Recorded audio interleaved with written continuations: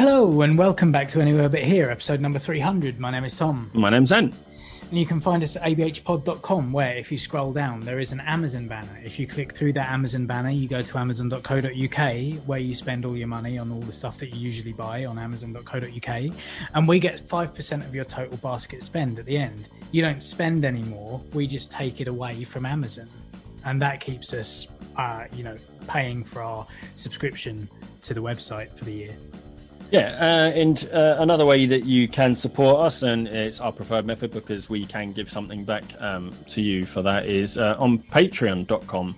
There's a banner on our website, again, next to the Amazon banner, that takes you through to our Patreon page. We ask for $1, £1, €1, whatever, one single unit of your currency per month, and you'll get extra content. We do after the podcasts. We do this episode, but without the intro, will get delivered there. You get spoiler casts, which go out the week we record them, rather than having to wait a few weeks down the line or a few months down the line when we need to fill a gap, and we put it out there.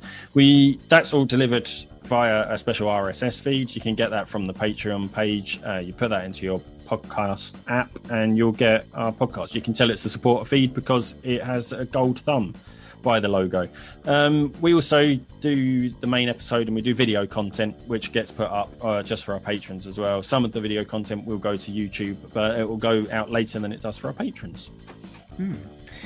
You can find us on all the social media platforms. We're on Twitter at abhpod. We're on facebook.com/abhpod, and also youtube.com/abhpodcast. Yeah, you can also email us at abhpod@gmail.com. As stated at the very beginning of this intro, we're on episode 300. That's a lot. I know. That's a lot. It is a lot of content. And, content. And to celebrate that fact, we threw open the Zoom call to all of our other podcasting pals, the pod pals, and wider as well. Yes. We were joined on this episode by Andrew Bartlett from America. He used to be room 173. That's on the way, I think. Yeah, you'll know Andrew. You'll know Andrew. He's been on quite a lot recently, which is great. We were joined also by Adam Roche and from Secret Histories of Hollywood and Attaboy Clarence, Scott Phipps from Stinking Paws, Rainbow Valley, Real Britannia. I'm sure there's another one that I'm forgetting. Probably, more than likely. There's definitely another one. Kevin Smith's got nothing on Scott. and finally by Joe Jackson from the All Seeing Guys podcast, which is pretty cool. First time he's been on solo. A little bit worse for wear. It's interesting. There's different levels of tiredness going on in all six of the people that were involved in this episode. Yeah, it was a good fun episode. I mean, there was a lot of topics covered, as you might imagine. And what happens, as so often does, is we tend to talk about their podcasts and what they're up to and stuff like that, because that's interesting to us. Yeah. But we also get onto all sorts of random topics, as you discussed. But also, the biggest thank you, of course, is to those of you who aren't podcasters and still listen and have listened for however long you've listened for. Yeah. If you've been there, if you've been there from the start, then thank you very much. Yeah, and obviously, if you are somebody who has in some way over these last however many years, these last 300 episodes, has contributed financially, whether it's through Patreon, whether it's through our original supporter cast, or if you've used the Amazon banner in any way, the reason we're still able to put out 300 episodes is because we can pay for that stuff with your generous support. So thank you so much. Yeah, enjoy.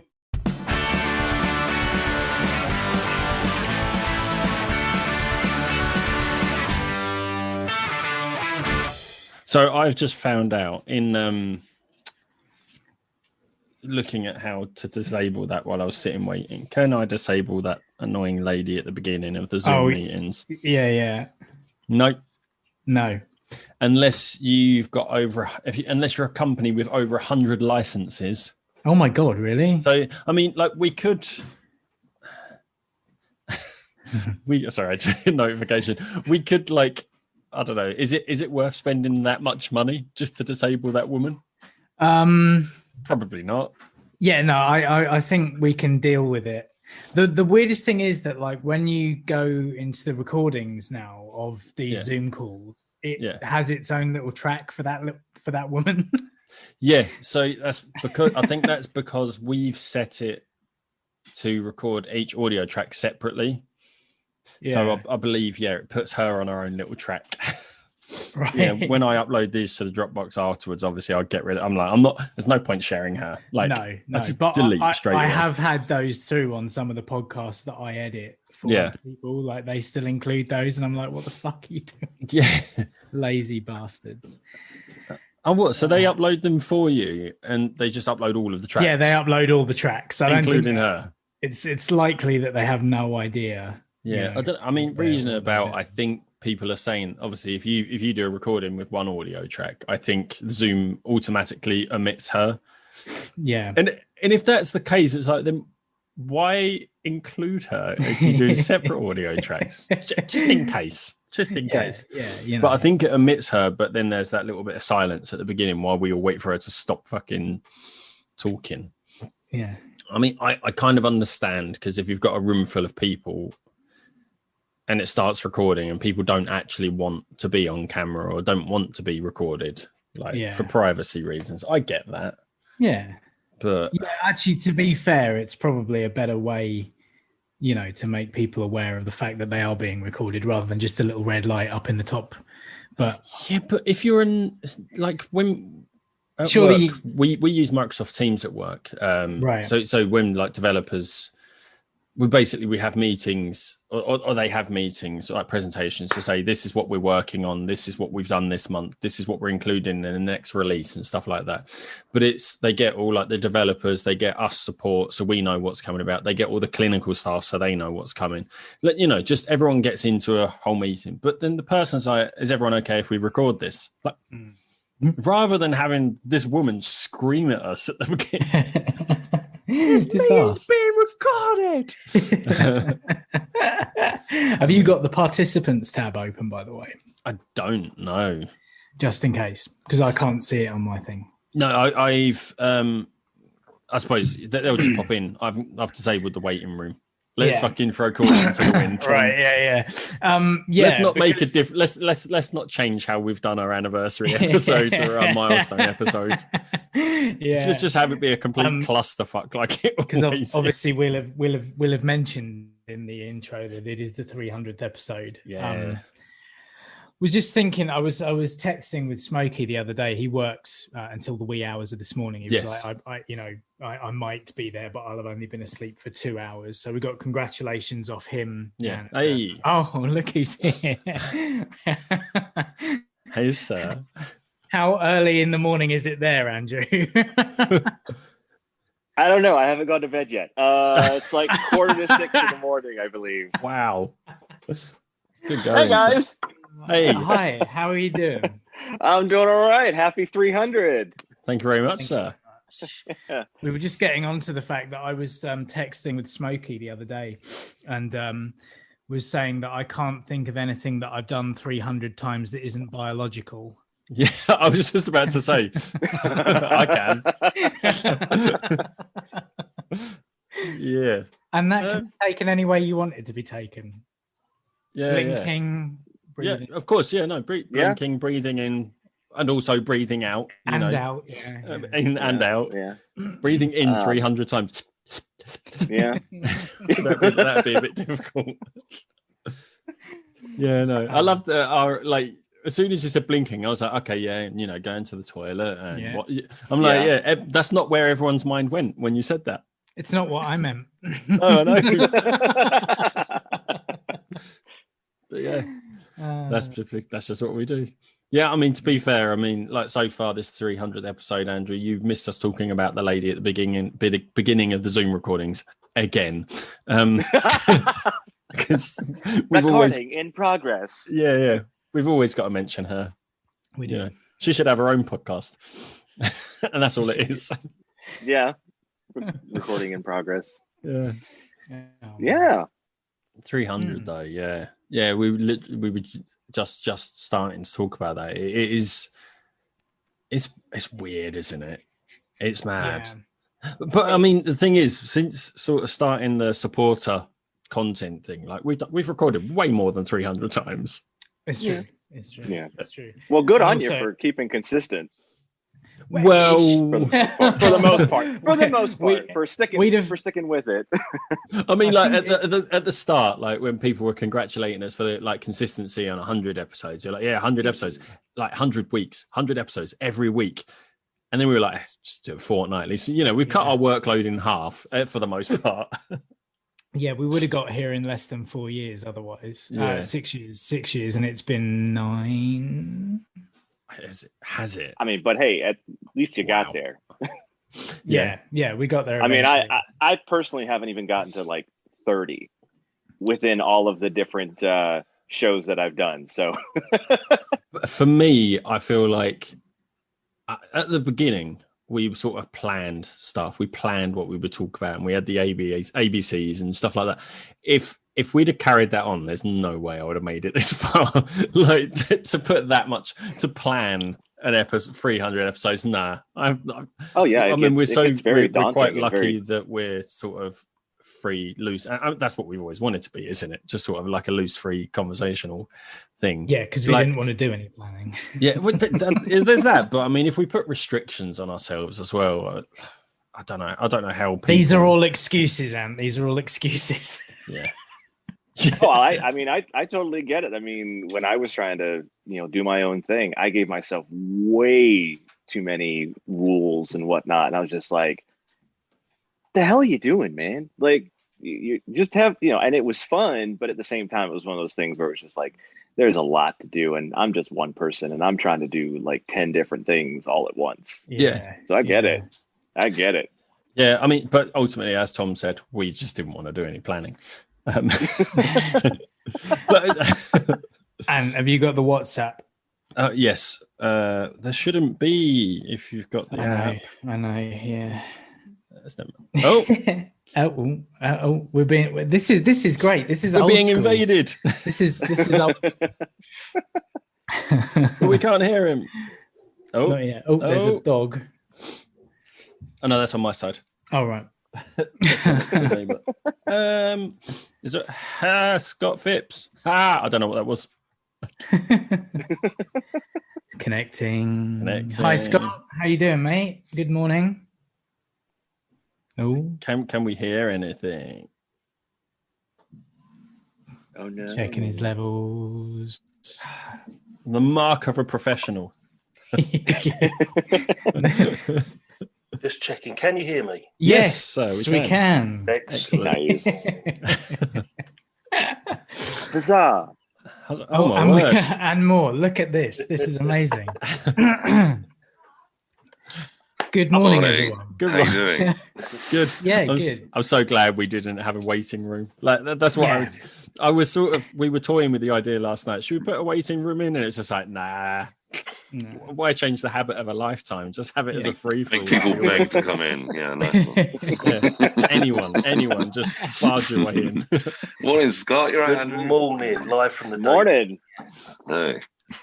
Andrew hasn't been to bed yet, so it's like 6 o'clock in the morning out there.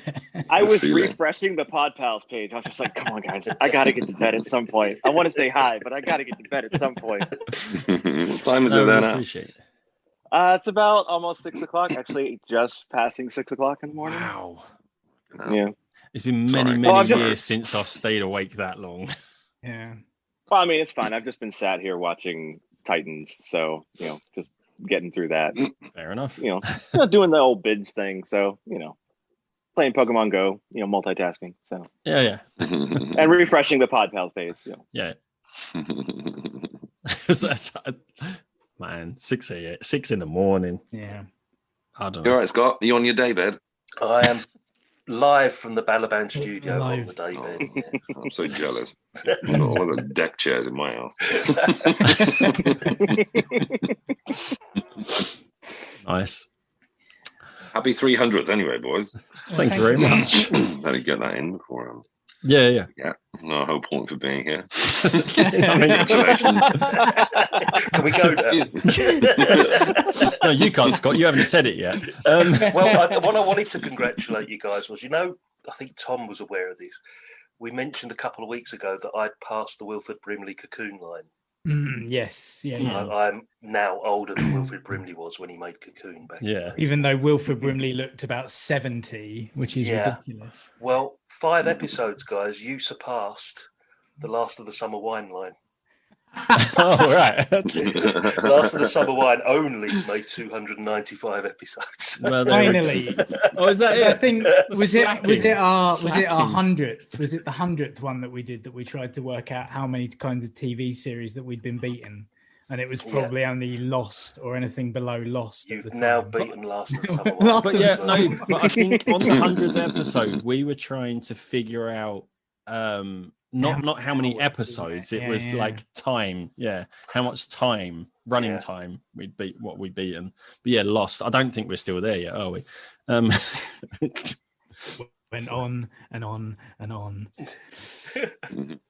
Well, I think the target's got to be Coronation Street, right? Well, that's it. We've only got another 70 years. What? I think collectively Scott's going to thrash that. He puts out 5 episodes a day. I think he's got to thrash guest it too. Appearances as well. I keep getting invited onto other shows recently, and it's just non-stop at the moment. I'm not surprised. You're a superstar. Podcast. God bless you. But it says Adam Roche. Yeah, I was going to say, Adam, you've got like 3 or 4 shows now, right? Yeah. With all the best lines and House of Hammer. Yeah, it's good fun. Yeah. Which the latest episode was really good, actually. I really House of Hammer. It feels like you found the level. Yeah. I think everyone was a bit like trying to find out what their role was in the show. And we were like, we'd all do different bits. It'd be quite fun. And every week we can like shake it up. So one person can present and the other person can do the round table and one person can do a bit of a documentary. I think everyone tried to go a bit highbrow to begin with. And it was like, sure, this is really working. Not early Hammer, mate. You can't go highbrow. I know, right? I mean, the films speak for themselves. But I think everyone's putting a bit more personality into what they're doing now. It's a lot better. Yeah, I hate hearing myself doing the round tables. I don't think I'm going to be doing it anymore. It's not my bag. You're not a fan of the kind of looser format, are you? You're very much about the script. Yeah, but I know my strengths. So all I do when I do these round table things is get really drunk and then like shout everyone down like I'm doing now. But I quite like the smoky like leprosy. There was another one actually. There was another one. It was I should say it. I got turned down. I said, Smokey, just Smokey. Like COVID, only even less welcome inside the human body. And they said no. I'm actually trying to come up with the new Smokey thing. Yeah, well, it's kind of like the Dr. Cox in Scrubs, I guess, like coming up with a new girl's name to call JD. There's my input into that whole conversation. JD from Scrubs. I can do Scrubs. But and Scott, your stuff is still going strong, right? Like, I mean, some of it's hanging on by its fingernails at the moment, but it's still there, mate. Rainbow Valley, when's that coming back? Oh, do you know what? The whole COVID thing, you think you'd have a lot more time. I've had less. It's been frightening. I mean, I don't set myself a goal of like, Stinking Paws has got to go out every month and Real Britannia's got to go out every 2 weeks or whatever. But if it's in that sort of ballpark area, that's great. I like to keep them sort of regular. But the last Rainbow Valley is... Oh, sorry, podcasts. The last Rainbow Valley must have been about a year ago. Yeah. And in the meantime, they've made a movie about it as well. Have you seen? That the last one was the theft of the Duke of Wellington. Yeah. There's a movie coming out with Jim Broadbent and Helen Mirren based on that whole story. It was previewed at Cannes. And I'm thinking, bastards, they stole my idea, Re-release it. Re-release it. Yeah. Jump on the bandwagon. Heavily promote that. Unlike Kev, that just promotes podcasts when people die, you know. But he did. Didn't someone die recently? And he just did. Oh, it was no, Bob Odenkirk was ill, wasn't it? And the Kev. That's we just done a podcast on it. Yes, the ghoul. He strikes again. And but no, Rainbow Valley. The funny thing is, now I'm back at work full time. I have more time to actually do it, because what I used to do was during my lunch break was to get away from my desk and just scuttle off to Westminster Reference Library and work on the script. So I'd get 45 minutes a day, 5 days a week to script Rainbow Valley, which I just haven't had the discipline to do over the last 18 months. So yeah, the next one is the making of Zulu. Is the next one. Nice. I'm halfway through it. And as usual, and Adam would vouch for this, once you start a project, you think it's going to be a certain time length, there's going to be a certain amount of research, and there's just so much more. The more you go into it, you have to sort of check yourself and cap how much you're going to put into a podcast. Same as you, Tom, with band biographies, you must think how much information is too much information. And it's just getting it across in like a snappy format that, I mean, I've done a 3-hour episode. I think Matt Munro was 3 hours. But I like the longer format documentary, sort of 2 hours or so. Yeah, that'll be the next one, guys. Making the Zulu. You're saying like 2 hours, 3 hours. Adam's sitting there thinking, that's a good intro. It's like my credit sequence. I just put out, I've been writing the second part of Cary Grant for 10 months. Oh, and wow. But it's 259 pages, so I recorded the first half of it and put that out, and it was 7.5 hours just for the first half. So I put that out on Patreon. I've just recorded the second half. It took 2 weeks, and that's got to go out. But when it comes out, it's like going to be about 16 hours long.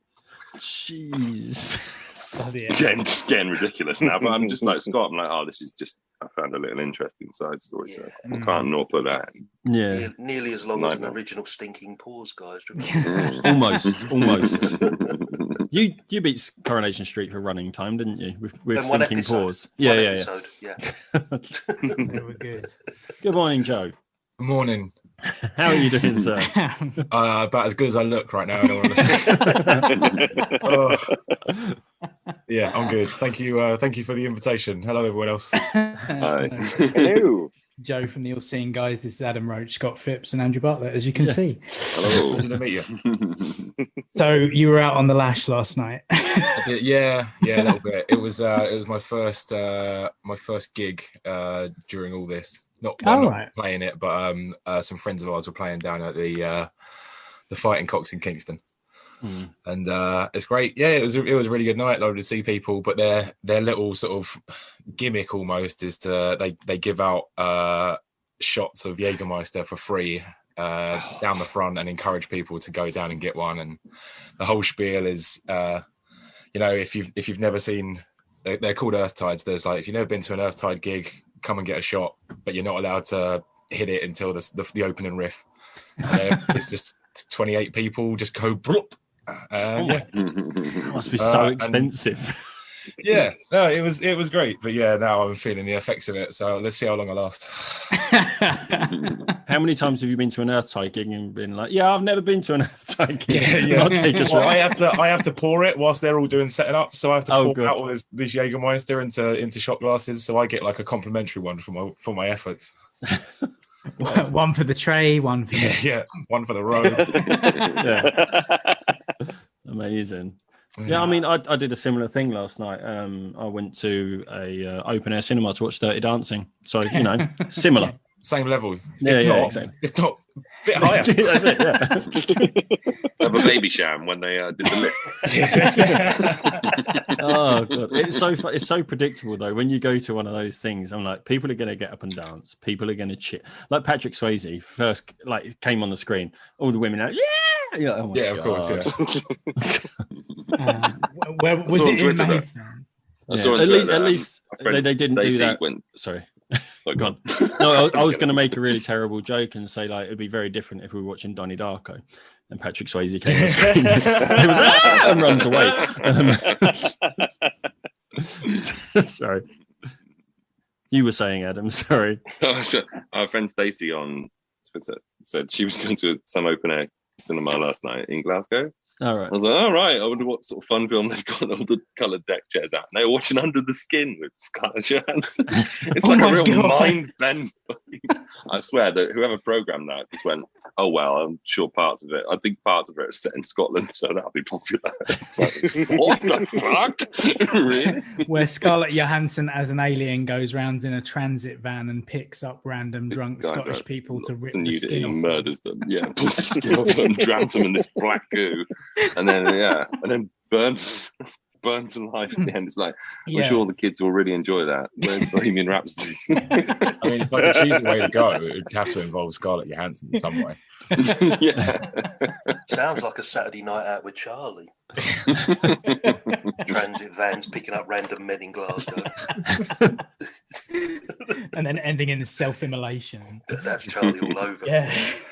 Yeah, whoever's having nights out like that deserves to have the last name Ripper. I'm tempted to go back to the open air cinema tonight because they've got they're showing A New Hope tonight. That would be quite interesting. Yeah, Under the Stars. Well, yeah, I mean that's the whole thing. It's like Lunar Cinema films under the stars. It was quite overcast. Like there was no stars whatsoever. And also, it doesn't get dark until like 10 o'clock. So. Yeah, I mean, they started the film at about 9:15. Mm. So, yeah, like you could see, like it was fine. Like the screen was fine. It wasn't quite dark, but it was. It's quite a good experience. I've never been to an open air cinema or a drive-in cinema before, but it's quite good. Few, but they only put them on in summer, don't they? Like Tom said, it doesn't get dark till quite late. So you spend the first half hour of the film going, can't really see it, I can hear it. And then all of a sudden, about halfway through, it just kicks in. You're okay, I missed all the...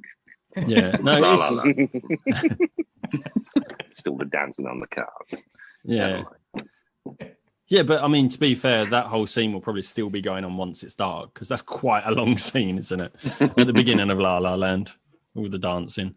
I've not finished that film. I need to finish it. I really enjoy it. Yeah, no, I was really enjoying it. But yeah. I was just seeing how long with a room full of 6 people we could stay silent for. Oh man. It's like someone's got to pick it up. It's not my podcast. I'm not going to do it. No. You're right. Oh man. Andrew, what room 173? Any more 173 sightings? That's what I want to know. Because like literally the last time we did this, Andrew was talking about the fact that he sees the number 173 everywhere. And like the day after was the trailer for the latest Loki episode that had a ship with 173 on the side of it. Yeah. And you had like a floor plan for something, right? And everything was 173 on that as well. Yeah, at work. So weird. And that's where it tends to happen a lot, is at work. Like I was telling Ant the last time we talked, it was like one of the shoes that always gives me problems with signage and everything. The box ID is 173. And then there are certain like return transactions, and there's always a UPC that ends in 173. And I'm like, okay, this it's always the customer who's just like, you owe me money. And I'm like, no, I don't, because you didn't pay for anything. And one of the codes always ends in 173. But such a bizarre. And of course, the various Pokemon at the combat power of 173 that I see a lot. So that sort of thing. It's so bizarre. Me, Tom, and I don't know if Joe saw it, but me and Tom both started laughing because Joe's what did you say, co-presenter, co-host, co-host of like the all-seeing guy, all-seeing guys, yeah. What am I talking about? Because I don't know what I'm doing this morning. Were you in the front row of a gig last night? Me? I was in the splash zone. So sorry, yeah. I don't know where my mind is. So we've got a group chat, and Greg's just sent us a picture. He's at the opticians. He's just sent us a picture of his the back of his eyeballs, which is a bit weird. Yeah. I'm just seeing that. Hang on, I don't know if I'm. He's just looking at it now. It's just weird. What the fuck? like the ultimate selfie, though, right? Yeah.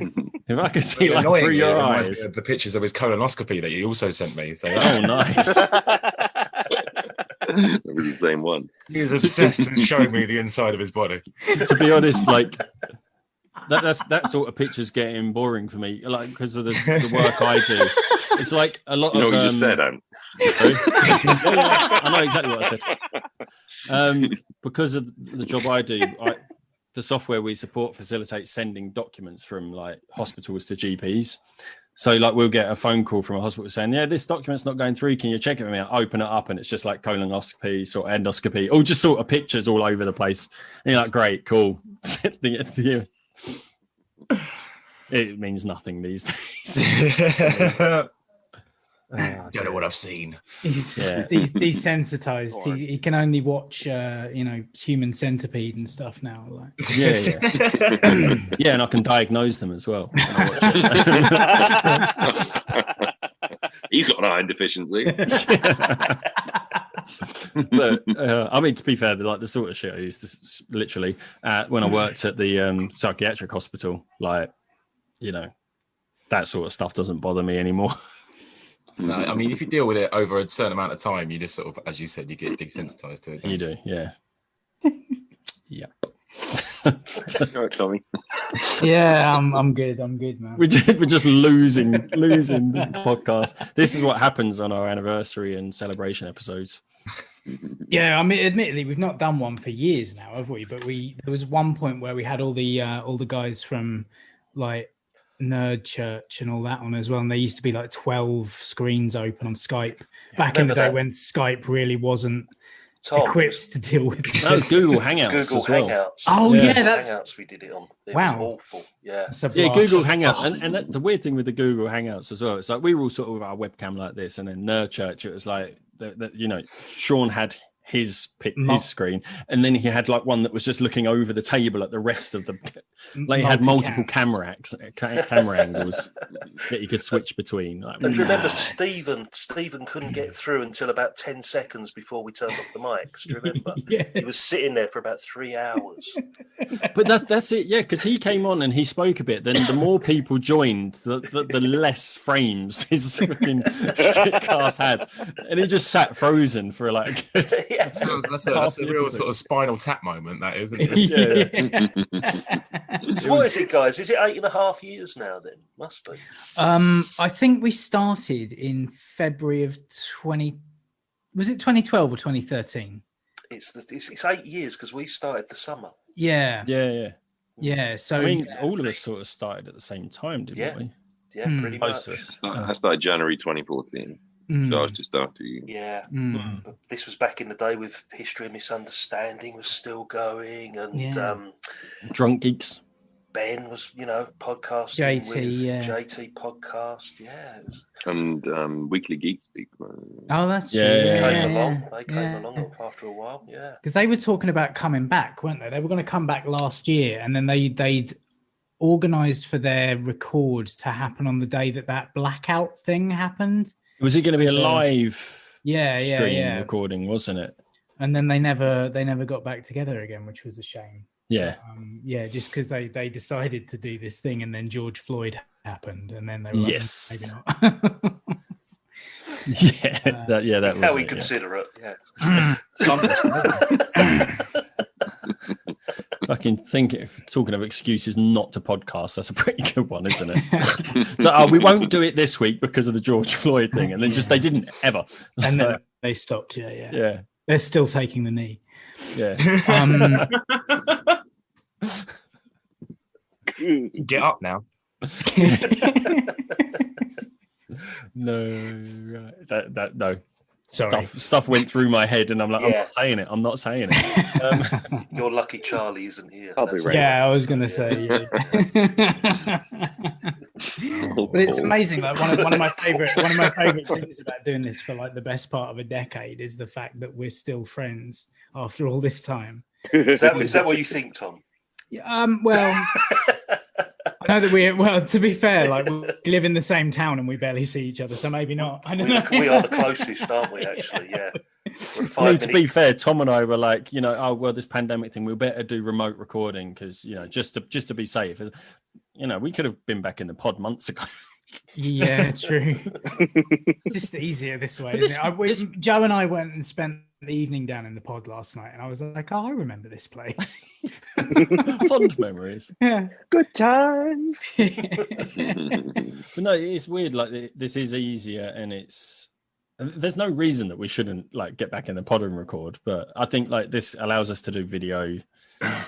The video is a really easy fucking Patreon thing we can do. Like, what do you mean we give you video? What are you complaining about? Not that anyone does. It doesn't take any extra effort. I think on certain occasions, I've been able to podcast with Greg, my co-host, as Anthony mentioned.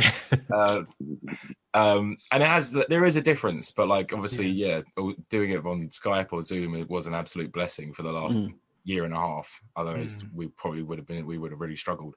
But now it's, I don't know, meeting up now, it's like a special occasion. It's the new normal, lads. It's the new normal. Although I was around the shop earlier on, and masks are in the minority now, aren't they?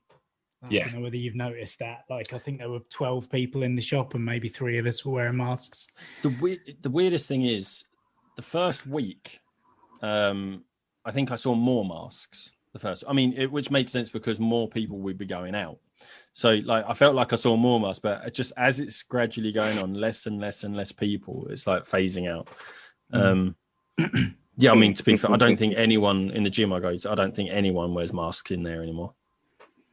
I must admit, everybody on the trains are still wearing them. Yeah. Trains and the tubes, I've noticed, Is it TfL that's still mandated, aren't they? TfL said on the tubes and the buses you still have to wear them. But just on the, the overground trains as well, I've noticed at least 90% of people are still wearing. I think the majority do. We went up to London to watch a show last week. And there were a few people that didn't have masks on, but it wasn't particularly busy.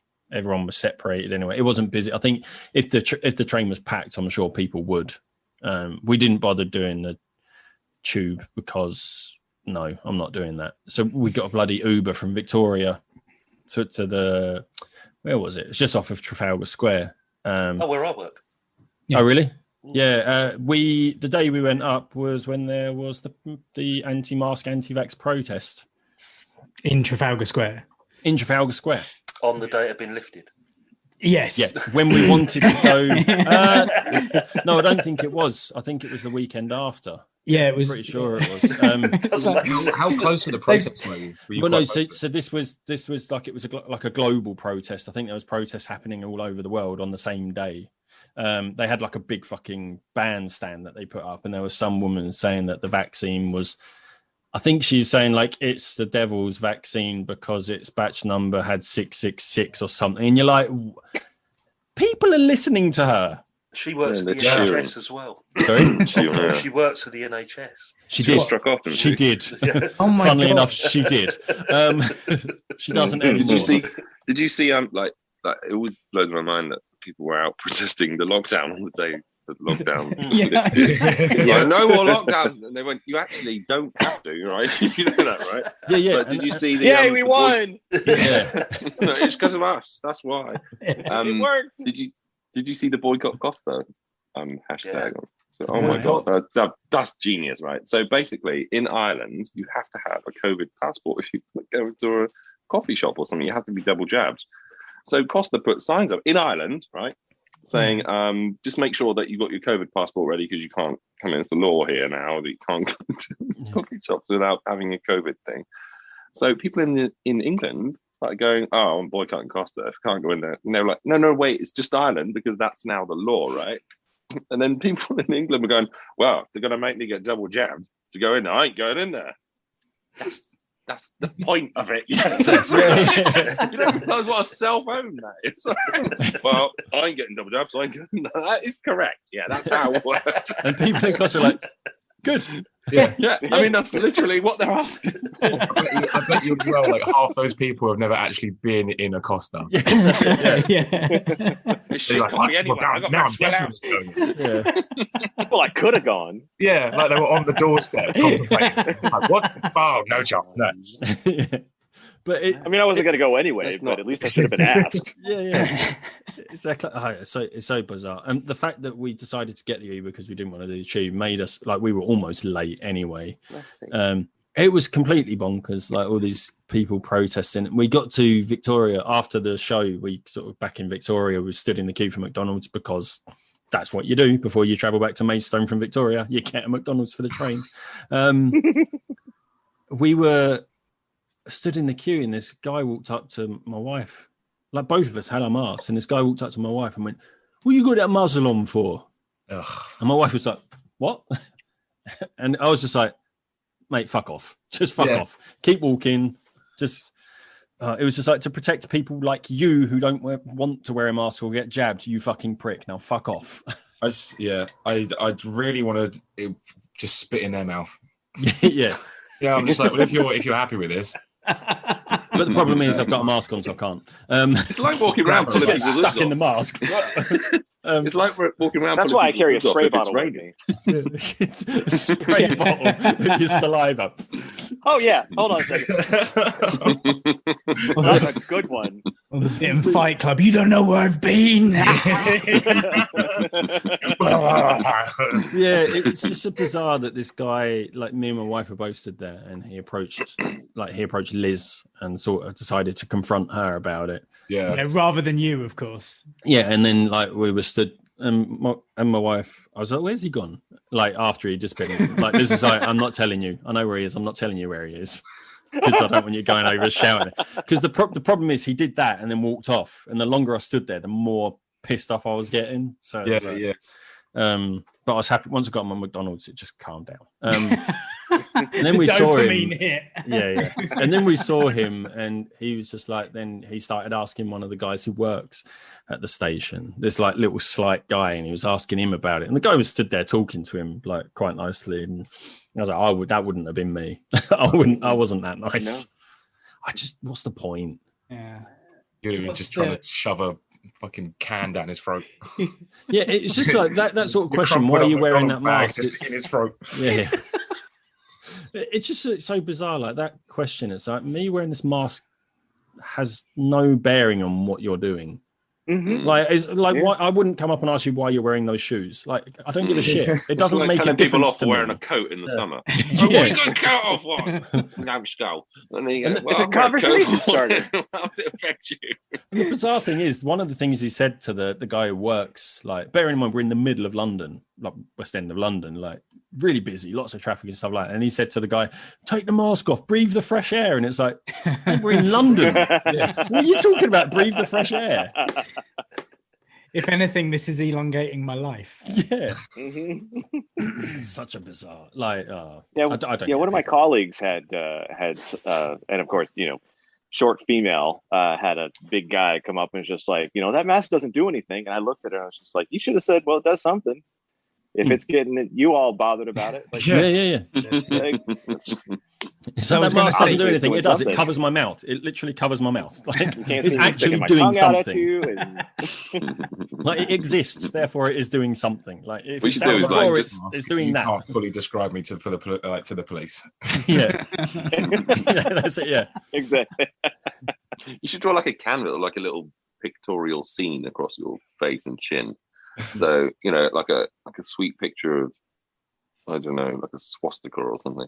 And then when people say, "Take him out," picture of a swastika. Something sweet. Okay. Not really the message. No, but it's a swastika, but it's in flowers. Yeah. Just something that will annoy. But made out of daisies. I have to wear this to work here. But they're cats in the shape. All I'm picture of the EU flag all on the Nazis. Something that will really annoy them. I'll put that back on. Okay. Yeah, there were some bad ones, but just have Trump. Guys, I've got to go. But, take him. But thanks so much for having me, and happy 300. No, thank you for joining us. No worries. Take care. Lovely to meet you both. Weekend. it was me. Thank you. See you later. Bye. Cheers, Adam. Bye. They say on that, like, if you're wearing that mask and it pisses someone off, just have Trump sucks written across your face. So they say take it off, and you take it off. They're like, no, put it back on. I can't. Yeah, even though I've sort of worked through all the lockdown and stuff like that, we've not really had any mask issues. I haven't really had like an altercation over a mask or anything like that at all. That surprises me because you're in like the building trade, aren't you? You're yeah, sort of paint mixing and stuff. And everyone, I mean, people have come in. If people that haven't come in, so before like Freedom Day, it was mandatory to wear a mask. If people didn't have one, we would offer them a mask to wear and keep, obviously, not give back to us. That would be disgusting. But yeah, and they were happy to oblige. And then as soon as Freedom Day came along, and we had the option at work to not wear masks anymore, which was great. You know, it's 9 hours of the day with a fucking mask. It's awful. Just breathing on yourself. So we took ours off, but like customers are still coming in with them on. So there's like people that are still aware of it, and it's like, you know, not everyone's a dickhead, luckily enough. I mean, so like Liz and I went to the gym this morning, and we went that time in the morning. There's hardly anyone there, so it's like I'm not wearing a mask. Like, it doesn't matter. There's no one there. We're going to be separate from people. But obviously, when we go in the evenings and stuff like that, I'm definitely wearing it. Like, if I go into shops, I'll wear it. Like, but I'm being a bit more relaxed with it, as it's not mandatory now. But at the same time, it's I think like public transport's understandable. I think like a supermarket's understandable. Yeah, exactly. That's the sort of places I will definitely wear it. But yeah, I mean, throughout all of this, that's the only time I've ever heard like there's ever been any altercation. And when there was a protest in London, literally about people being pissed off with masks, and they're against lockdown, even though it was after Freedom Day. Like you sort of, I expected to hear from more people about us wearing masks, but it's just like, just let people. I don't come and scream at you for not wearing one. It's not a big deal. No. Yeah, it was that dickhead on the train, yes.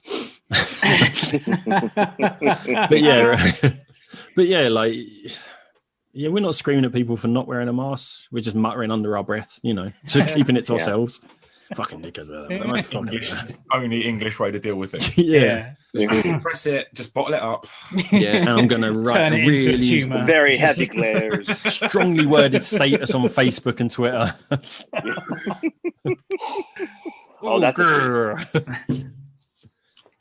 Yeah, he's never gonna. I'm going to talk about it on my podcast that he really probably won't listen to at all. That's true. That's telling him. Like, oh, this is going to be great content. Yeah. Literally, the thought process of a podcaster. Yeah. How can I spin this? Yeah. Speaking of which, I'm still sitting in like, for any of you who haven't sort of listened to the podcast that Joe does with Greg, they have a section called Geese-dropping, and I've been sitting on one for a good 4 or 5 years now. Oh, what?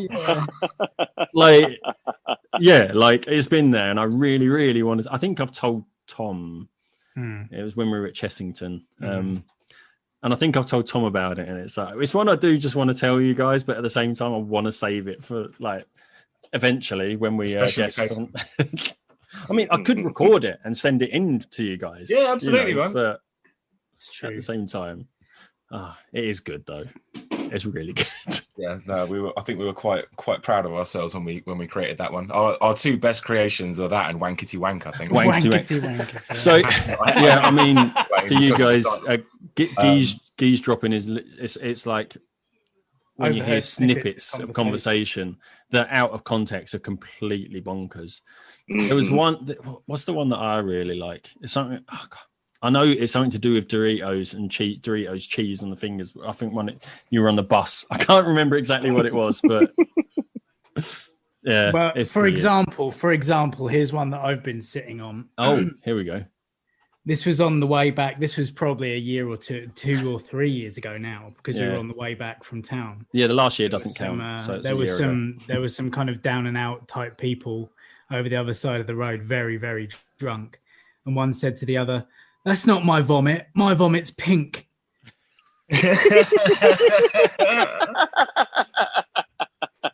That is great.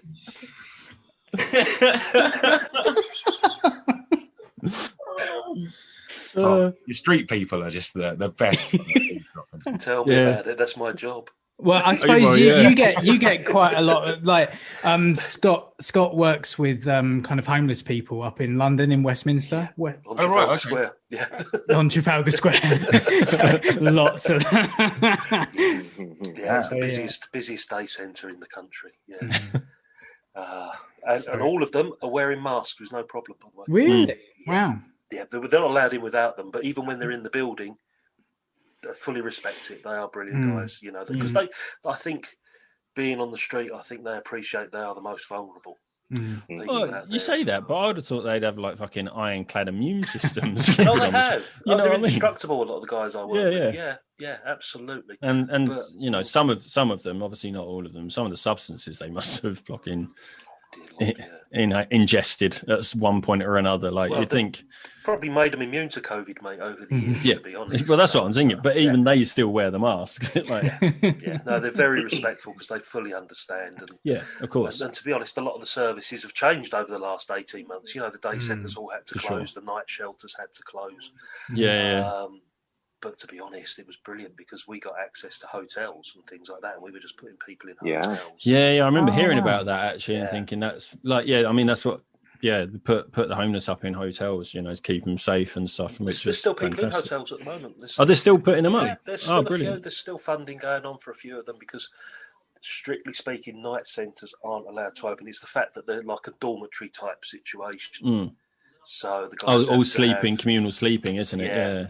So they have to have their own individual rooms, which is what a hotel can provide. So we've got funding for a hotel in Bayswater. I mean, it only sleeps 38. But that's still people off the street, you know. Yeah, for sure. And in the meantime, we're working with those 38 to get them permanent housing. So it's great. We've got a captive audience. Yeah. And it's as one goes out, we can get another one in. And it's you know, that will probably last until next March. Wow. Oh, that's good. You still got funding for that. That's brilliant. Yeah, behind the headlines, I mean, ignore, you know, all of those scaremongering headlines and all the political stuff. The people on the front line are doing all the hard work, guys. I can vouch for it, you know, and it's really encouraging. I mean, as an organisation, I think we housed 380 from the hotels in the first 3 months. Wow, excellent! That's really good. That's just one organisation, so it's still a problem. It will always be a problem. Homelessness has been with us since people had homes. You know? It'll never go away. Well, I hope it won't, because I won't have a job. I hope people remain homeless indefinitely. On the streets. It was also. Sorry, I was making a passion plea there at one point, and it all fell apart. I really, really, really care about homeless people. So they fund my movie collection. This is why I'm not a spokesman for the organisation. Saying that, funny enough, though, there was a thing 6 months before lockdown started called the Big Sleep Out, I think it was called, and organised by Shelter, and people were just sleeping out for charity on Trafalgar Square and certain places. And we've got a friend that actually did it. Right. Well, I had to record a segment. She's an anti-vaxxer though, so friend in the loosest sense. I had to record a segment on film about the work we did, and my image was broadcast on those big screens at Trafalgar Square. Never again. You've seen yourself 50 foot tall. Yeah. And as I say, never been asked to do it again. Perhaps they listen to the podcast and realise what my real sensibilities are. I don't know. They listen to the podcast and realise how close to the line they really were in choosing you as a spokesperson. This could have gone horribly wrong. Just stay homeless, people. That's all. But no, it is the thing is, it's we get like there's a few like homeless people around Maidstone and stuff like that. You'll see one or two people every so often, but I mean when we go down to Brighton, I mean it's awful in Brighton, and we went up to London and we walked. The summer, the guys from London go down to the coast in the summer. What, oh really? Even homeless people. The homeless on the streets in London. Change of scenery. A lot of them will jump on a train and go to the south coast or to Devon or Cornwall and spend the summer sleeping on the streets in a coastal town, and then they come back in the winter when the winter shelters open. Right. They migrate. They're like birds. They migrate. And they shit all over everything. Yeah.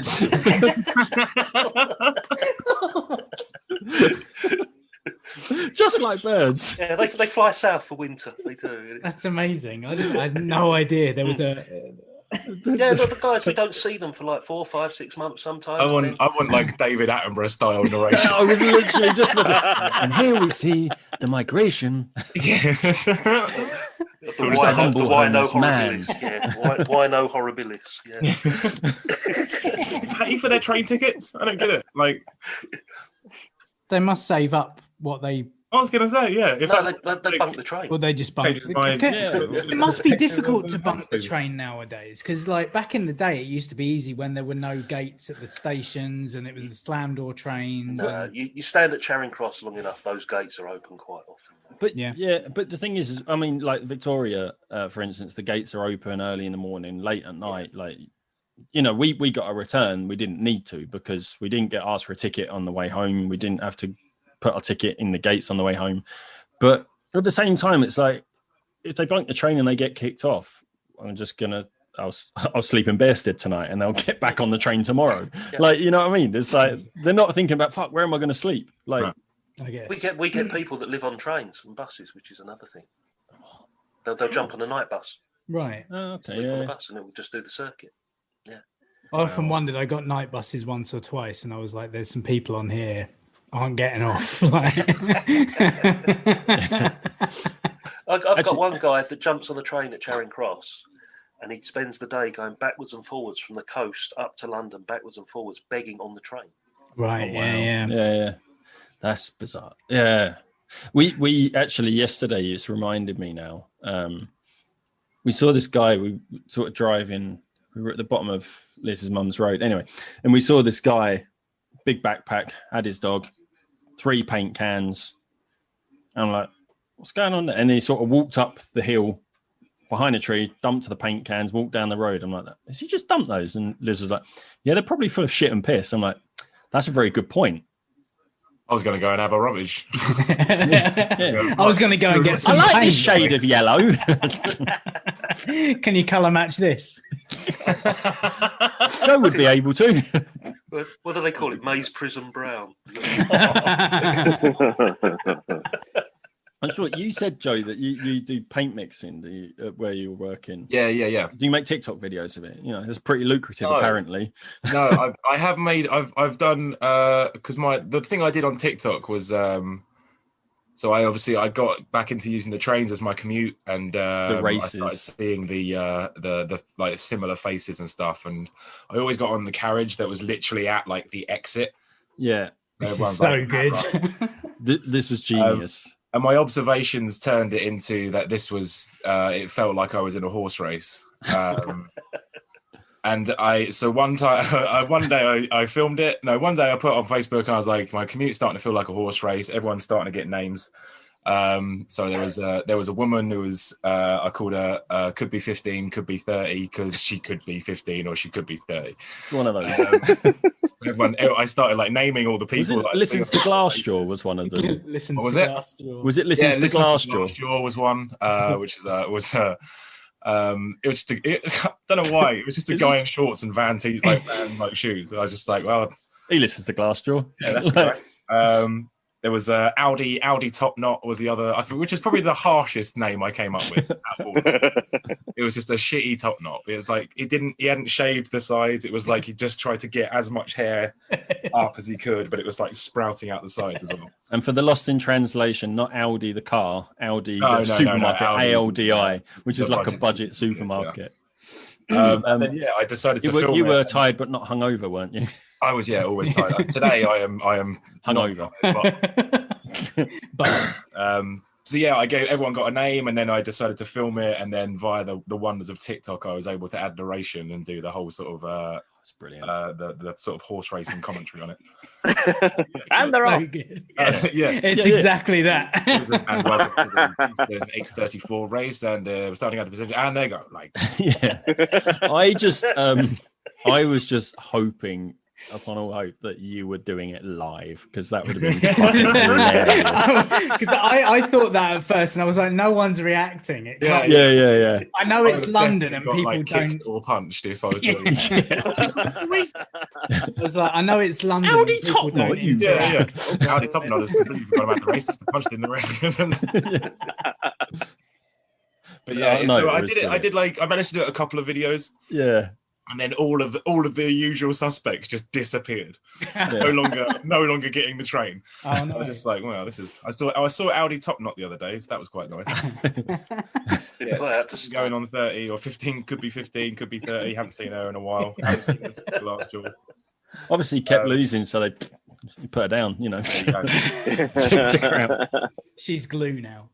Yep. A slightly twisted ankle, which she would fully going to recover from, but they still shot her. Oh god! But this is the thing with commuting, isn't it? You see the same people every day, and you suddenly find yourself wondering, like, where are they from? What are they doing? But you never acknowledge them or No. talk to them or Not at anything. all, There's no eye contact. And I don't know if you've noticed, Joe, as well, if you're sitting near the front of a train about a stop before, do you notice everybody sort of like walking through the corridor, coming through to try and get off the first door to be the first person off the train? Yeah, so the trains are Myliner, like the new ones, where it's just one long carriage. Like Thameslink ones, yeah. Yeah, so there's no like doors like splitting up the carriages anymore. It's just you could literally, if you wanted to, you could just run down it. Oh yeah, like the old bendy buses, where it's just like a straight through. Like that. But that is. I have seen that in a very, very sort of a large horde of people. They start really migrating, weird. didn't they, to the front? Yeah. I've been on one of those trains once. It is really bizarre. Like the first time you get on them, like it's so weird that it's just one long corridor that just suddenly turn. Like the one in front just bends around. You're like, where are they gone? They start moving sideways, like something out of Inception or something. Yeah, exactly. I think it's like quite common on some of the overgrounds. That sort of style of it. Yeah, but this is like a proper southwest. Not on southeast trains. We've still got the older. They're the best places to find geese drops as well. That's absolutely, 100%. Trains and buses. Yeah, confined spaces. Yeah. And then wankety wank is basically you guys. Oh yeah, so that was my invention. That's genius. So we take we'll take like a section of dialogue from like a movie, or we've done it with songs already, and we'll like take out like we'll erase some of the words and fill those blanks with searches from a live porn engine. So like a live stream of like stuff that's being searched on porn sites. It is brilliant. And that's some of those. I mean, absolutely fantastic. Some of the weird thing is that some of those searches that come up aren't even phrases that you would. Yeah, there's sneezing. Some of those phrases that come up aren't even phrases that you would think would be coming up in a porn search. No, I swear one time I've just seen Avatar in there. And I feel like someone's looking for like a pirate of Avatar. Oh no. They stumbled across that. Is it rule 32 of the internet? Is like is it rule 32? Rule 34. Rule 34, yeah. So like Avatar makes sense. Yeah. And then there's a few words, or just like like a chicken casserole recipe. Yeah. Like people like weird things. I mean, there's a user on Reddit, quite prolific. If you've been on there for a while, you might have seen him, called Fucks with Ducks. I don't know if you've ever heard with him. Andrew's nodding. He knows. He No, you did hear that right, Scott. You didn't have to. Yes, I did. Sorry, you did hear that right. I did say fucks with ducks. He took his headphones off. No, he's a user. His fetish is like rubber ducks, like specific types of rubber ducks, like specific. Very specific type. Ones that are dressed as nuns. They have to be the classic rubber duck. There's a very rare one called a waddler. No, honestly, it's the one that Ernie uses in the bath in Sesame Street, and they're worth a fortune. Oh, really? Because they came out in the 50s and the 60s. Sorry, I know too much about rubber ducks. I'm sorry. No, I'm glad we found you.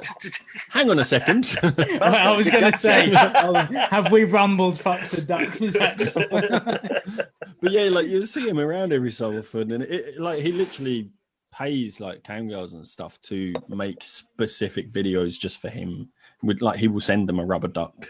It's so weird. That Reddit is a weird place. But no, you'll see him on like just normal threads and stuff, and he'll join in, and then he'll mention something about a rubber duck, and like people are like, oh, it's fucks with ducks. Like he's like a Reddit celebrity. Like their poem for your sprog is another. I love that everyone's also just completely accepted this kink of his. Well, yeah, it's why not? It doesn't hurt anyone. You don't have to question him about it, I don't know what he's doing. I mean, it could hurt someone. It depends what he requests in those videos, to be fair. You want what?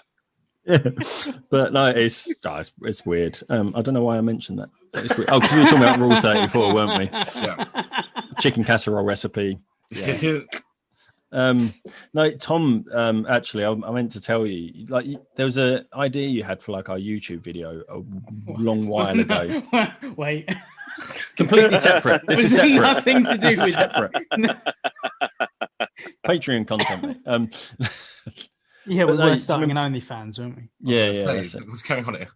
No, do you remember you had this idea of we would do like dad jokes backwards and forwards? Oh yeah. Like the old like Smith and Jones. But there's like, it's what reminded me was the TikTok conversation, because there's like a channel where there's two guys that do that on TikTok, tell each other dad jokes.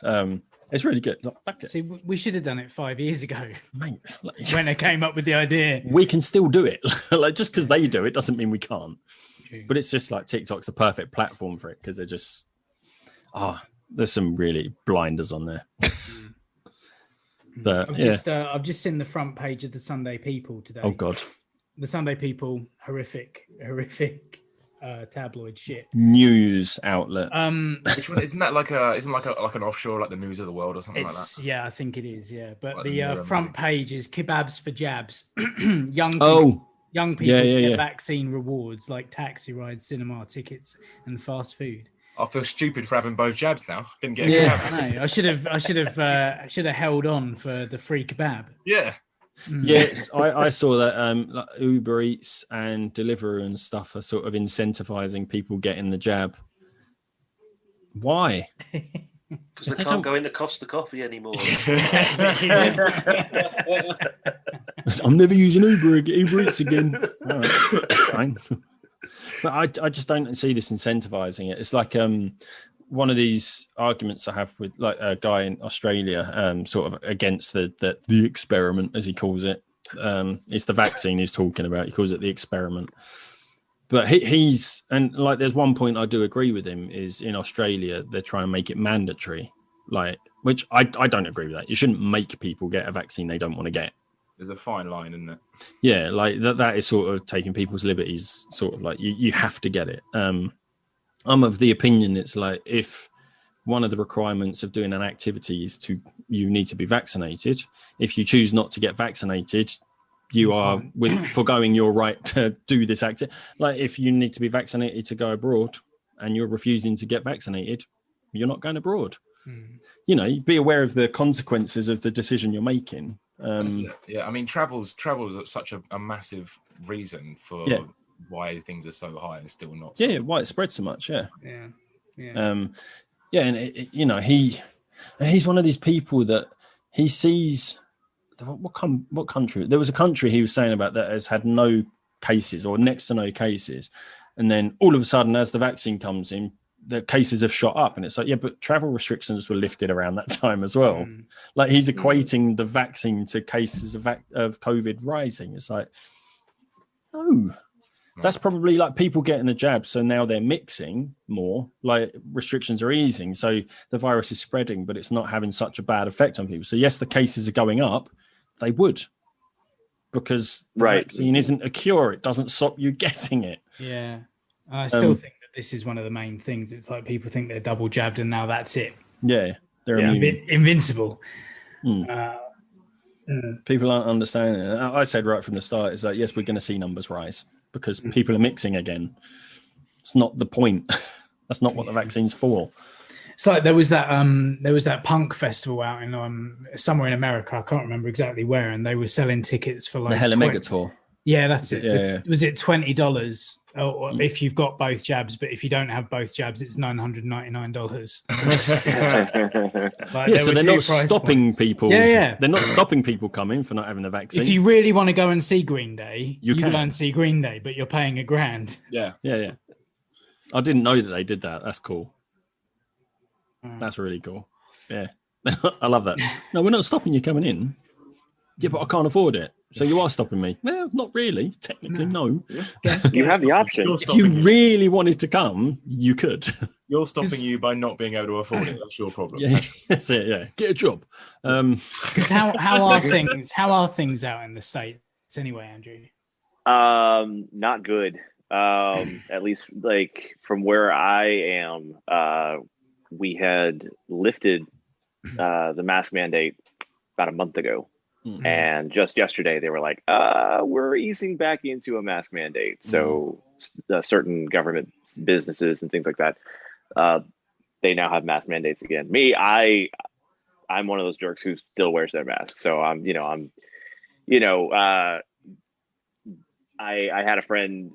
have a friend who was diagnosed with MS a while back. And so this is my best friend. So I'm like, you know what? I'm not going to be like the person who gives her death. So one, I'm going to, sparsely, interact with her. But also it's just, again, like, Ant's been saying is, this is not just for me, it's for you. And, and also I've got quite a collection. So now I've got like, now I've got to wear them just to, keep their purpose up. It's a fashion statement. And also you don't want to look at this all the time, but yeah. So me, I mean, I'm one of those. I have conversations with my brother, who's his wife's family. They're Jehovah's Witnesses, and they're against the vaccine because they're like, well, it's in God's hands, and it's like, if you want to put it on that spin, it's like God gave you the vaccine. God gave rock and roll to you and gave you the vaccine.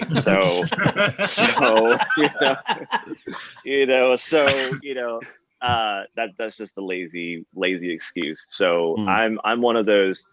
I try to sit in the gray area on a lot of things, but for this, it's black and white. It's really hard for me to not look at someone who's not wearing a mask and go, "Are you just doing this because you think your rights are being, prohibited and all that by putting a piece of cloth over your face for 30 minutes. I mean, I wear it for, 8 hours at a time. And I'm just like, this is great. I'll keep saying it. I haven't been sick since 2019. Yeah. This is the thing. I've not had a cold. And you guys, you and Joe especially have been, and I think Scott as well. Have you been? You were working from home for a bit, weren't you? But like, I worked at home. I think for about a month, and then they just completely furloughed us, and then they just made me redundant. So I was just at home anyway. But then, like going into the store that you're at now, I mean, that's we opened November last year so we were in the middle of a lockdown when we opened. Yeah, it was essential. You could only sell to electricians. They were all still working, so it was trades and things like that, wasn't it? Like I couldn't go down and get a new door handle, but you could have. I could have. All right. No, because we have like it's a lot of people as well. It was just like obviously lockdown was happening and people were at home and they were just clearly just looking around their house as to what needed fixing or repainting, and people were coming in for it. So mate, first lockdown, people made some improvements in their house. We had a garden done, mate, and first lockdown. Oh, I did.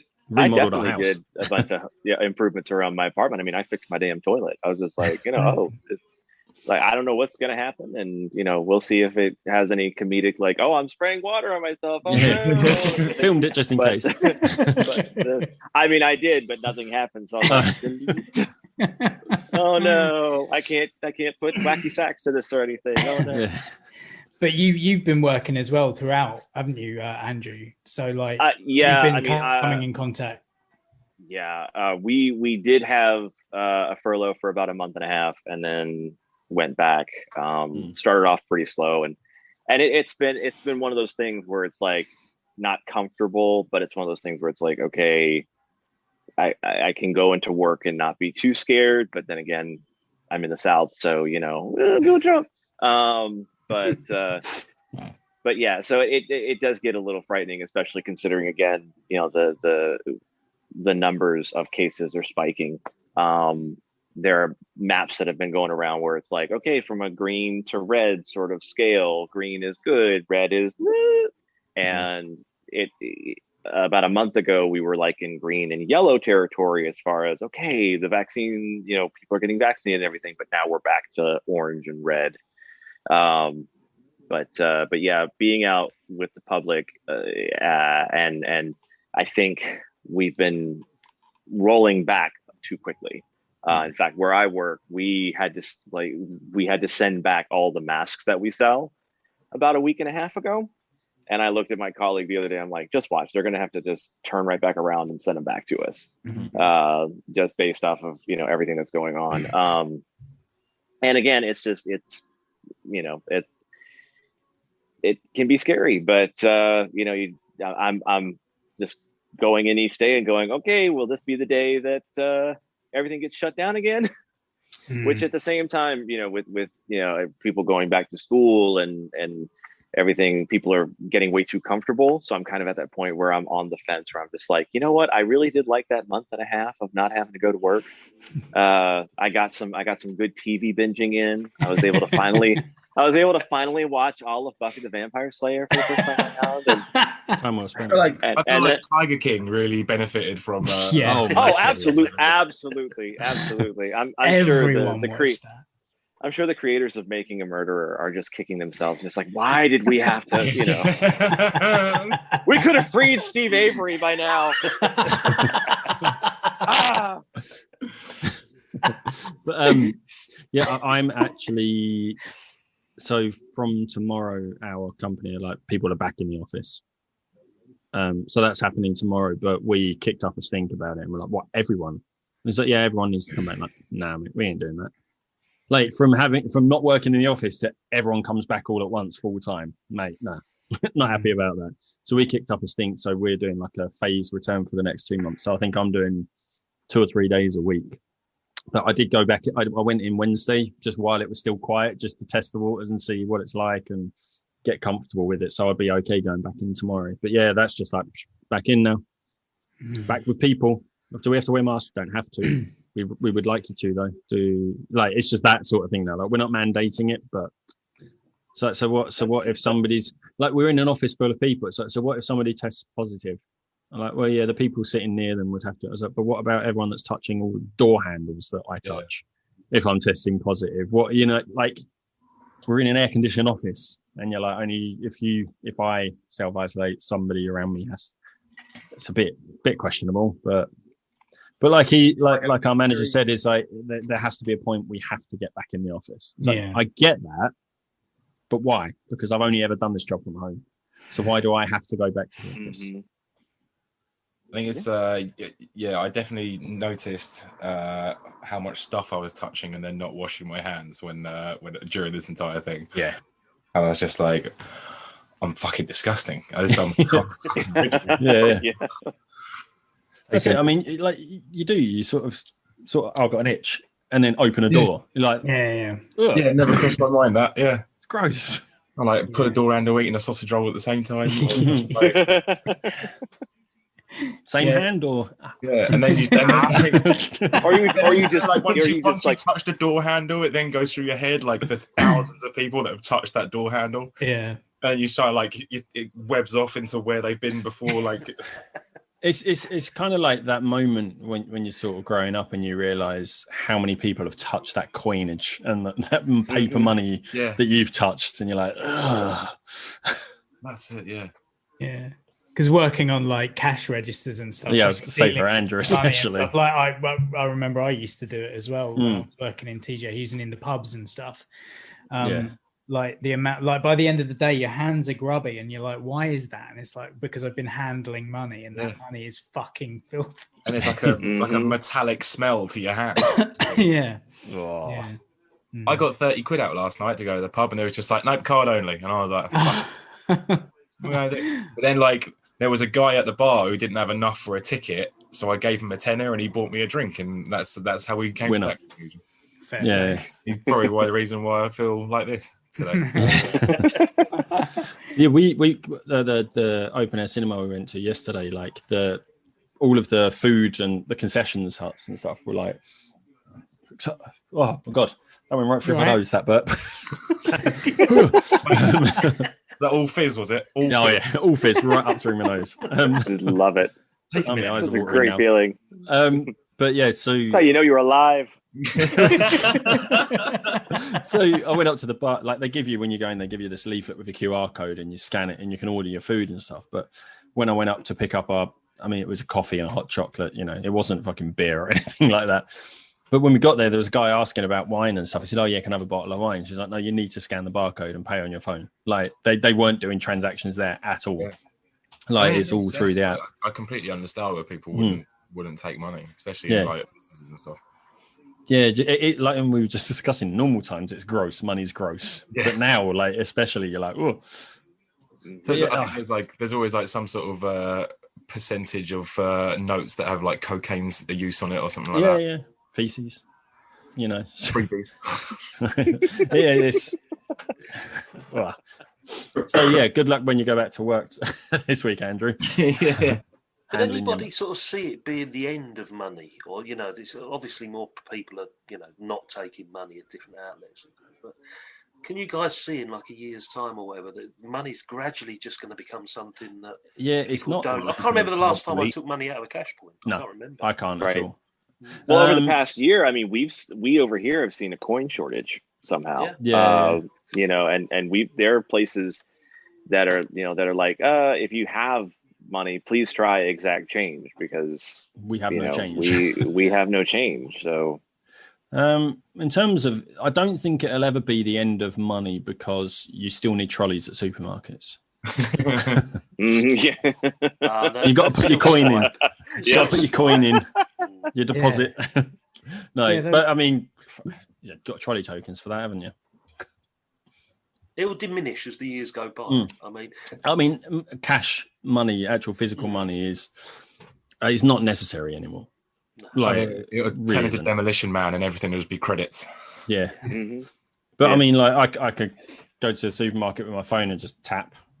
Buy stuff just by tapping my phone. From like working in like retail, I can't believe how many people do the phone transactions. Like I can't believe it's that popular. Have you ever seen anyone using the watch? Yeah. People use the watch to press the button, tap, and you're like, you just paid for your fucking timber and a watch. What you doing? Like, I'm living in the future. Yeah. You do it on rings now as well, can't you? Do you? Ring, yeah. Oh my god. No way. Wow. I've actually got. I mean, this is gradually getting down to microchip, isn't it? It's going to be like. Yeah, you just. I mean, that's why I took the vaccine, so I can just pay by, Thought. Oh yeah, absolutely. Yeah. Retinal scan. Yeah. It was funny actually because when I went and got my second dose, I heard that. That was impressive, Tom. I heard something. What was it? It was this. Oh, okay. There was a text message coming through. It's a really satisfying sound. It was, isn't it? But, anyway, I'll isolate that in the mix. That's it. Isolate it and then the silence afterwards. That's the thumbnail for this episode. Is everyone like, confused? But yeah, where I went and got my second vaccine, my phone is capable of picking up 5G signal, but I never have. But where I went and got my vaccine, they actually have 5G there. And I didn't actually look at my phone until after I'd had the vaccine. And I was like, it worked. That was so weird. They got a special 5G. Yeah, I actually put it up on Facebook as well. 5G, that's going to shit everyone up. But yeah, it was so funny. I just looked at my phone and was like, oh shit. Thing is, I've got the Pfizer and Joe's on AstraZeneca. So when Bill Gates and Jeff Bezos flip their individual switches, I don't know which one of us is going to. Fucking Romeo and Juliet. It's going to be a it's going to be a bloodbath in here. Amazon, no, Microsoft. I feel like the odd man out because I just got the single jab. I got the Johnson & Johnson. Oh, have you got a single over there? Oh, yeah. One and and done. done. Because of Sangle, and then you can say it. They're already talking about me having a third jab in September. Is that right?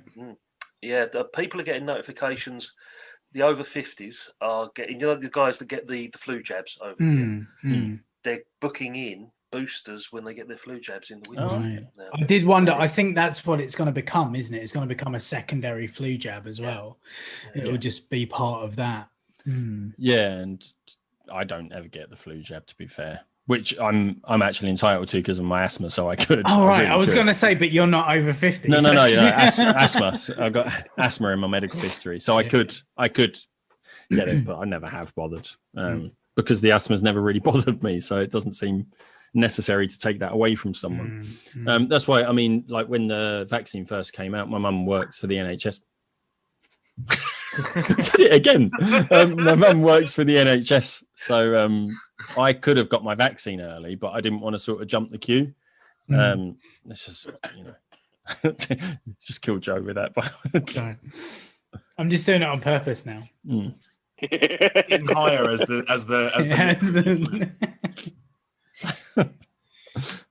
just isolate it and make a tune out of it.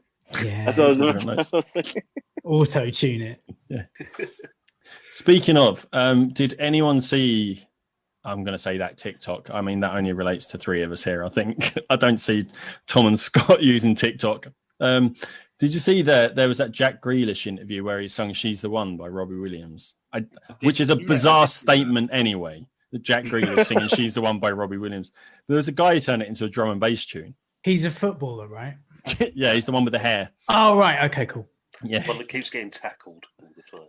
Yeah, the one that doesn't wear shin pads, and he might as well just wear ankle socks when he plays. He's a weird fella.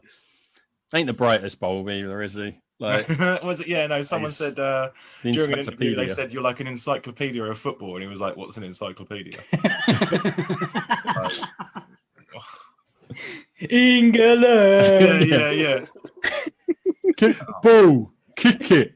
Just want to just tap him on the head, just like, oh, your book. Yeah. Oh. Though to be fair, we might be the last generation of people who know what an encyclopedia is because they're just not. You don't get them through you don't get the Britannica through the post anymore through mail order. To be fair, I don't think I ever used the Britannica. Mine was in Carter. Right. In Carter, yes. Yeah. So even then, that's like digital. Like Tom's talking about the 28. Yeah. That's what I mean. I never had the physical encyclopedia thing. Like I remember them in school life. The Encarta, Encarta 95, I think was the one. I think my folks had the entire Encyclopedia Britannica. And I was always like, one day I'll read the lot of it. It's like, Tom, I found and you've read Lord of the Rings, so that should have been easy for you. Yeah. I found a dictionary on the third attempt. Oh, God. I found a dictionary in the house a couple of months ago when I was unpacking some stuff. A physical one? A physical dictionary, and it must have been about 6 inches thick, like a proper Oxford English dictionary. I just flicked through it for a laugh. I was bored. It was just... As you do. Looked up it kept me occupied for at least 15 minutes, I must admit. I was like... But now I'm thinking, again, we were talking about things being obsolete, like money. How many people do physically have like a dictionary or an encyclopedia in their house? Yeah. I mean, if anyone's got a physical dictionary now, it would be a Scrabble dictionary. Yeah. Or English teachers. Yeah. We've got at least one. Fair enough. Yeah. Thesauruses and, do you remember like school you used to have like the French English dictionary with all the phrases in it? Oh, like the translation, Yeah, and they're just going to disappear. They're all going to go. Well, the fact is Google can do translations automatically for you now, can't it? Almost instantly as well. Or is there? No, there's an app on the iPhone now, isn't there? Oh, you just Google. If you type translate into Google, it's built into Google itself. But I think the app on the iPhone, you can literally hold it up to someone and it will repeat back to you. It's like the Star Trek kind of. You've got like Google Lens as well, translates text in real time as well. Yeah, Google Translate. I literally had to use that with a customer because he had such little English. Right. We had a guy. Spanish, and I was just like. So I just used that, just typed something, and just like, oh, okay, yeah. Like, wrote back. I was just like, oh, cool. Yeah, no, we actually had a patient when I worked in a psychiatric hospital that refused to learn English. So our communication with him was completely. So, someone with psychosis fucking typing in for you to translate. Like, Not sure. Bright and red rum. Not sure if he's completely. It's like not sure if he actually said that or if Google Translate got it wrong. Like, the best one is Google Translate. If you pick the starter language as English, the second language is Dutch, and you type in "pick my most beautiful side." Do I have to do that now? I was going to say someone. You can if you really want to. Go on, and you've got to get her to read it out as it goes silent while people are typing. Scott was about to say something. No, I was just about to say that similar to what Ant was saying about psychotic conversations, we use a thing called Language Shop, which is physical translators at the other end of a telephone line. Oh. So basically, we call up this company and say, look, I need a Romanian translator for about 10, 15 minutes. They'll find somebody. They get paid for their services. Yeah. Just, ordinary people that volunteer to do translation, And you get an inkling sometimes that people aren't quite well. Let's just put it that way. People aren't well. And so you go through via this translator over a 3-way conversation through a speakerphone, and you can hear this guy in Romanian or Polish rambling on. And then the translator will come back and go, well, how can I put this? And that it's just going to be complete bonkers. Yeah. And it'll be like, they'll be talking about President Trump is going to invade the moon or something that, Right. It's really because you get an inkling because, the guys there, they do have some English capabilities, so you've picked up that something isn't quite right. But when you spring it on these poor translators, because they don't know who you're sitting with, it's just like a brief introduction, say, look, I'm in a day centre. This guy's walked in. I need to know what he needs. Yeah. And they're like, I don't know what he needs. I've got no idea. Good luck with that one, mate, because he's just completely bonkers, It's that one where your guy finishes speaking and translate, and there's just that silence, and the translator's like, you get the... Well,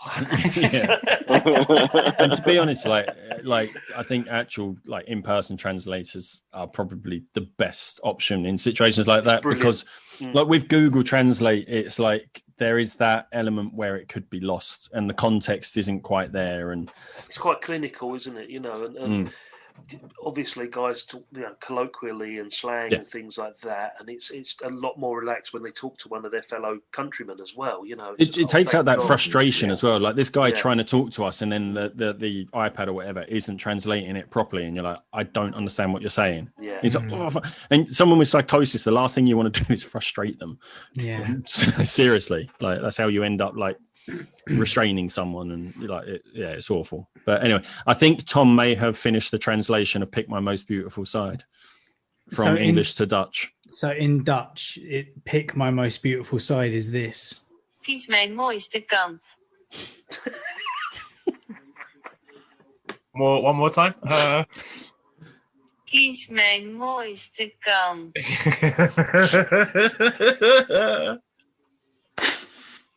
Hello. I almost feel like that's the end of the episode. I know what I'm going to be saying the next time. I know what the episode's going to be. Yep. Pick my most beautiful side. Yeah. 40 euros.